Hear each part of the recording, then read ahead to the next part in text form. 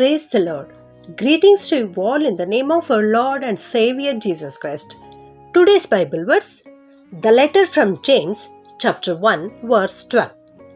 Happy is the person who remains faithful under trials, because when he succeeds in passing such a test, he will receive as his reward the life which God has promised to those who love him. ಯಾಕೋಬನು ಬರೆದ ಪತ್ರಿಕೆ 1ನೇ ಅಧ್ಯಾಯ 12ನೇ ವಚನ. ಕಷ್ಟವನ್ನು ಸಹಿಸಿಕೊಳ್ಳುವವನು ಧನ್ಯನು, ಅವನು ಪರಿಶೋಧಿತನಾದ ಮೇಲೆ ಜೀವವೆಂಬ ಜಯಮಾಲೆಯನ್ನು ಹೊಂದುವನು. ಸ್ವಾಮಿಯು ತನ್ನನ್ನು ಪ್ರೀತಿಸುವವರಿಗೆ ಇದನ್ನು ವಾಗ್ದಾನ ಮಾಡಿದ್ದಾನೆ. ಈ ಪತ್ರಿಕೆಯನ್ನು ಬರೆದಿರುವವರು ಯಾಕೋಬನು. ಯೇಸು ಸ್ವಾಮಿಯ ಶಿಷ್ಯನಾದ ಯಾಕೋಬನು ಇದನ್ನು ಬರೆಯುತ್ತಾ ಇದ್ದಾನೆ. ಯಾರು ಕಷ್ಟವನ್ನು ಸಹಿಸಿಕೊಳ್ಳುತ್ತಾರೋ ಅವರು ಧನ್ಯರು ಎನ್ನುವಂಥ ಮಾತನ್ನು ಇಲ್ಲಿ ತಿಳಿಸಿಕೊಡ್ತಾ ಇದ್ದಾರೆ. ಆ ಕಷ್ಟವನ್ನು ಸಹಿಸಿಕೊಂಡ ಮೇಲೆ ಅವರಿಗೆ ಒಂದು ಜಯಮಾಲೆ ದೊರೆಯುವಂಥದ್ದಾಗಿದೆ. ಅದು ಜೀವವೆಂಬ ಜಯಮಾಲೆ. ಯೇಸು ಸ್ವಾಮಿ ಯಾರನ್ನ ಪ್ರೀತಿಸುತ್ತಾರೋ ಅವರಿಗೆ ಇದನ್ನು ವಾಗ್ದಾನ ಮಾಡಿದ್ದಾರೆ. ಯೇಸು ಸ್ವಾಮಿಯ ಪ್ರೀತಿಯ ಮಕ್ಕಳು ಕಷ್ಟವನ್ನು ಸಹಿಸಿಕೊಳ್ಳುವಾಗ, ಆ ಶೋಧನೆಯ ಹಾದಿಯಲ್ಲಿ ಅವರು ಜಯಿಸಿ ಬಂದಾಗ ಯೇಸು ಸ್ವಾಮಿ ಅವರಿಗೆ ಜೀವವೆಂಬ ಜಯಮಾಲೆಯನ್ನು ಕೊಡ್ತಾರೆ. ಹೌದು, ನಮ್ಮ ಜೀವಿತದಲ್ಲಿಯೂ ಕೂಡ ಅನೇಕ ವಿಧವಾದ ಭಯ ಬರುವಂಥದ್ದಾಗಿದೆ, ನಿರುತ್ಸಾಹ ಬರುವಂಥದ್ದಾಗಿದೆ.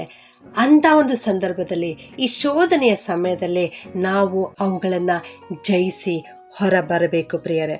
ಈಗ ಶಾಲೆ ಪ್ರಾರಂಭವಾಗಿದೆ. ಶಾಲೆಗೆ ಹೋಗುವ ಮಕ್ಕಳಿಗೆ ಶಾಲೆ ಎಂದರೆ ಇಷ್ಟ ಇರುವುದಿಲ್ಲ. ಯಾಕೆಂದರೆ ಮುಂದೆ ಪರೀಕ್ಷೆಯನ್ನು ಅವರು ಎದುರಿಸಬೇಕಾಗುತ್ತದೆ. ಪರೀಕ್ಷೆಯ ಭಯ ಶಾಲೆಗೆ ಹೋಗದಂತೆ ಮಾಡುತ್ತದೆ.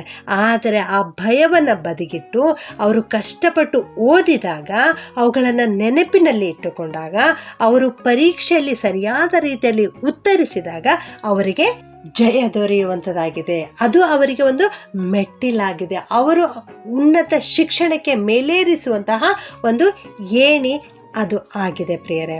ಆದರೆ ಅದನ್ನು ಬಿಟ್ಟು ಆ ಭಯವನ್ನೇ ನೋಡಿಕೊಂಡು ಅವರು ಶಾಲೆಗೆ ಹೋಗದಂತೆ, ಕಷ್ಟಪಟ್ಟು ಓದದಂತೆ, ನೆನಪಿನಲ್ಲಿ ಇಟ್ಟುಕೊಳ್ಳದಂತೆ, ಪರೀಕ್ಷೆಯೇ ಬರೆಯದಂತೆ ಇರುವುದಾದರೆ ಅವರು ಅದೇ ಸ್ಥಳದಲ್ಲಿ ಇರಬೇಕಾಗುತ್ತದೆ. ಉನ್ನತ ಮಟ್ಟಕ್ಕೆ ಅವರು ಏರುವುದಿಲ್ಲ ಪ್ರಿಯರೇ. ಆದರೆ ಯಾವಾಗ ಅವರು ಉನ್ನತ ಮಟ್ಟಕ್ಕೆ ಏರುತ್ತಾರೋ ಆಗ ಅವರ ಜೀವಿತದಲ್ಲಿ ಸಂತೋಷ ಉಂಟಾಗುತ್ತದೆ. ಆಗ ಅವರಿಗಷ್ಟೇ ಅಲ್ಲ, ಅವರ ಹೆತ್ತವರಿಗೂ ಸಂತೋಷ, ಅವರ ಉಪಾಧ್ಯಾಯರಿಗೂ ಸಂತೋಷ, ಮತ್ತು ಆ ಗುರಿಯನ್ನು ತಲುಪಿದ್ದಕ್ಕಾಗಿ ಅವರ ಜೀವಿತದಲ್ಲಿಯೂ ಕೂಡ ಸಂತೋಷ ಉಂಟಾಗುವಂಥದ್ದಾಗಿದೆ. ಅದೇ ರೀತಿಯಲ್ಲಿ ನನ್ನ ಪ್ರಿಯ ದೇವಜನರೇ, ನಮ್ಮ ಆತ್ಮೀಕ ಜೀವಿತದಲ್ಲಿಯೂ ಕೂಡ ಅನೇಕ ವಿಧವಾದ ಶೋಧನೆಗಳು ನಮ್ಮ ಜೀವಿತದಲ್ಲಿ ಬರುವಂಥವುಗಳಾಗಿವೆ. ಆ ಸಮಯದಲ್ಲಿ ನಾವು ಸಂತೋಷದಿಂದ ದೇವರ ವಾಕ್ಯವೆಂಬ ಕತ್ತಿಯನ್ನು ಹಿಡಿದುಕೊಂಡು ಅವುಗಳನ್ನು ಎದುರಿಸಬೇಕು.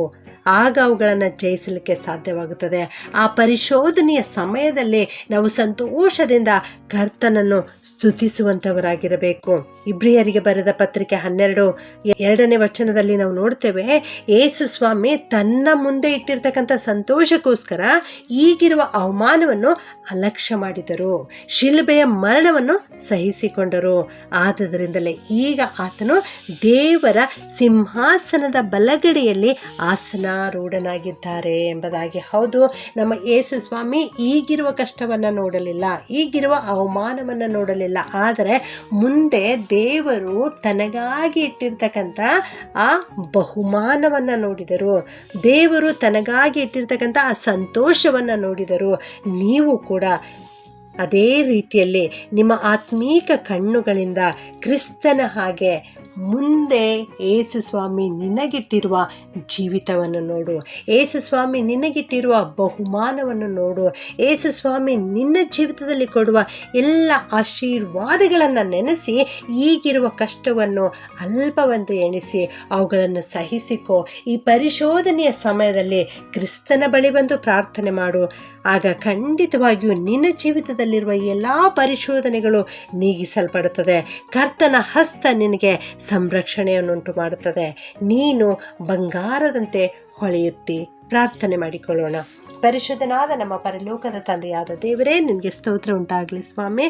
ಕಷ್ಟವನ್ನು ಸಹಿಸಿಕೊಳ್ಳುವವನು ಧನ್ಯನು ಎನ್ನುವಂಥ ಮಾತನ್ನು ಇವತ್ತು ಕಲಿಸಿಕೊಟ್ಟದಕ್ಕಾಗಿ ನಿಮ್ಮನ್ನು ಕೊಂಡಾಡ್ತೇವೆ ದೇವ. ಈ ವಾಕ್ಯ ಕೇಳಿಸಿಕೊಳ್ಳುತ್ತಿರುವ ಪ್ರತಿಯೊಬ್ಬೊಬ್ಬರನ್ನು ಆಶೀರ್ವಾದ ಮಾಡು ಸ್ವಾಮಿ. ಇವರ ಜೀವಿತದಲ್ಲಿಯೂ ಕೂಡ ಕರ್ತನೆ ಅನೇಕ ವಿಧವಾದ ಕಷ್ಟಗಳನ್ನು, ಅವಮಾನಗಳನ್ನು, ಭಯವನ್ನು ಇವರು ಎದುರಿಸ್ತಾ ಇದ್ದಾರೆ ಸ್ವಾಮಿ. ಈ ಪರಿಶೋಧನೆಯ ಸಮಯದಲ್ಲಿ ಕರ್ತನೆ ನೀನು ಇವರೊಟ್ಟಿಗಿರಪ್ಪ.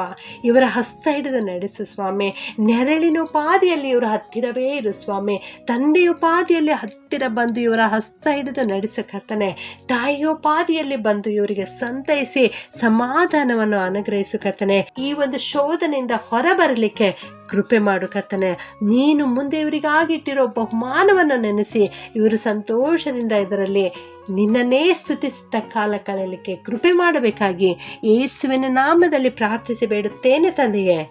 ಆಮೆನ್.